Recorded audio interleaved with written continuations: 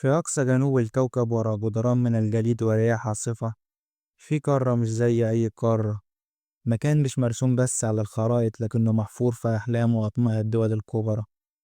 الكل فاكرها أرض مليانة تلج وبطاريق، لكن الحقيقة إنها خزنة أسرار وكنز موارد وطاقة ومياه عذبة متقفل بقاله آلاف السنين. النهاردة هنغوص سوا في القطب الجنوبي، القارة اللي محدش ساكنها بس كل العالم بيطمع فيها، ونكتشف ليه هي أغرب وأغنى قارة ومين بيمتلكها.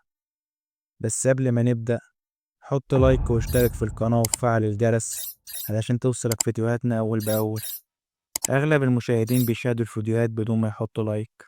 ادعمنا بلايك وشير للفيديو. القطب الجنوبي قارة بعيدة عن كل اليابسة، محاطة بمحيط متجمد من كل اتجاه. علشان توصل لها لازم تعدي آلاف الكيلومترات من المياه المتجمدة.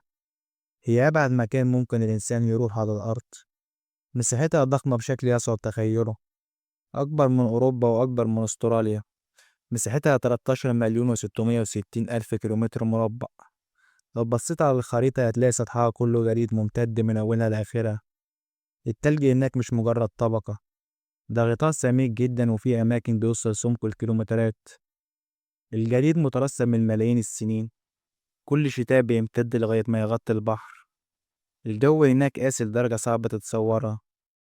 رياح عاتية بتمشي بسرعة مئات الكيلومترات في الساعة، ودرجات حرارة بتوصل لسالب 80 تحت الصفر. في عز الشتاء بتبقى الحياة شبه مستحيلة. ورغم كل ده القارة مش فراغ أبيض زي ما ناس كتير فاكرة. فيها حياة برية بتقاوم، فيها بطاريق وفقمات وطيور بحرية وحيتان وأسماك تحت الجليد. كائنات تأقلمت مع البرد والعزلة وبتعيش في واحد من أقصى البيئات على الأرض. وفيها كمان بشر، بس مش سكان دائمين. في محطات بحوث لدول مختلفة وعلماء وباحثين بيجوا في فصول معينة يدرسوا المناخ والجليد والحياة البرية، كأنها معمل ضخم مفتوح للعالم كله. رغم إن القطب الجنوبي قارة بعيدة ومتغطية بالجليد، بس ما كانتش بعيدة عن أطماع الدول الكبرى. من أول ما السفن وصلت سواحلها كل دولة كانت عايزة تستولى عليها. أول اللي وصلوا كانوا بحارة ومستكشفين في القرن التسعتاشر، رفعوا أعلام بلادهم على السواحل المتجمدة. المملكة المتحدة كانت أول دولة أعلنت أحقيتها بأجزاء من القارة. بعدها في دول تانية اتحمست، زي فرنسا وألمانيا والنرويج، كل دولة بتطالب بجزء من القارة. لكن الحقيقة إن الجو القاسي منع بناء مستعمرات دائمة. فضلت القارة عمليا بدون ملكية رسمية، مجرد ادعاءات على ورق ومفيش وجود حقيقي على الأرض.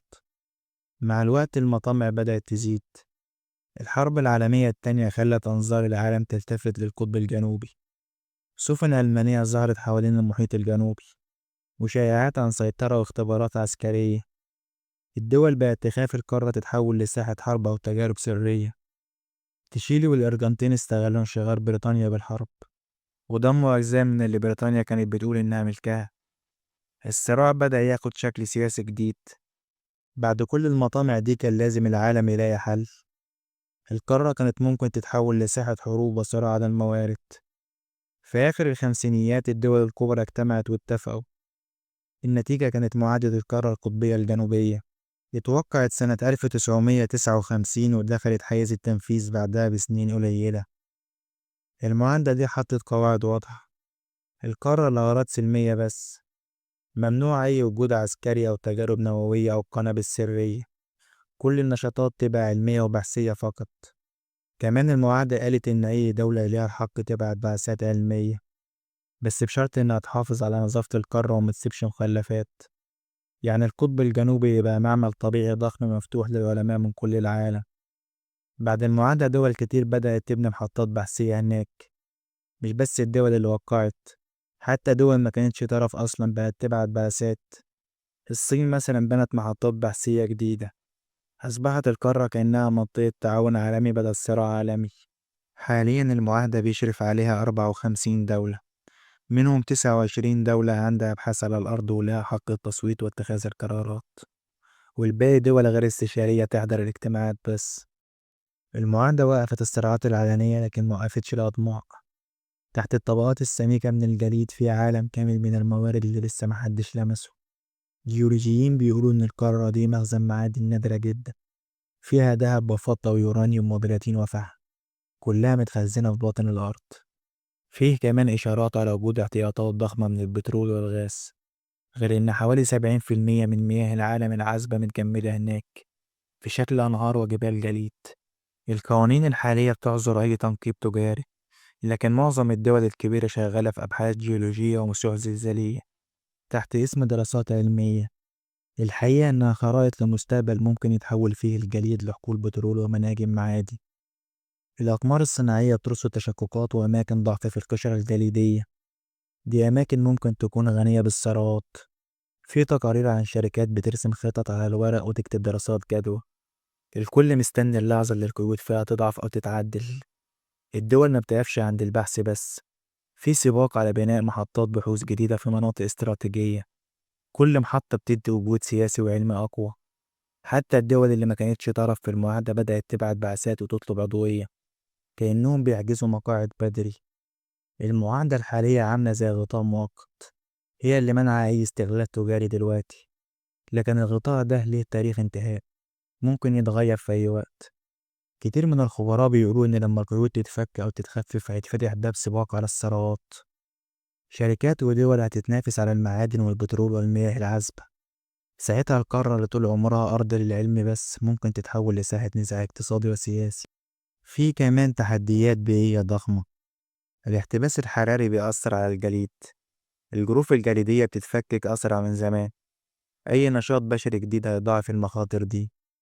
علماء بيحذروا إن توازن المناخ العالمي مرتبط بالقطب الجنوبي، أي ذوبان في الجليد هناك هيغير منسوب البحار، بيأثر على كل الدول الساحلية. في سيناريو تاني أكتر تفاؤل، إن الدول تستمر في التعاون وتحافظ على الطابع العلمي للقارة وتحولها لنموذج عالمي للحفاظ على البيئة والعمل المشترك. في النهاية القارة القطبية الجنوبية مش مجرد تلج وبطاريق، دي كنز متجمد مليان أسرار، ويمكن في يوم من الأيام نكتشف سر من أسرارها يغير نظرتنا للعالم كله.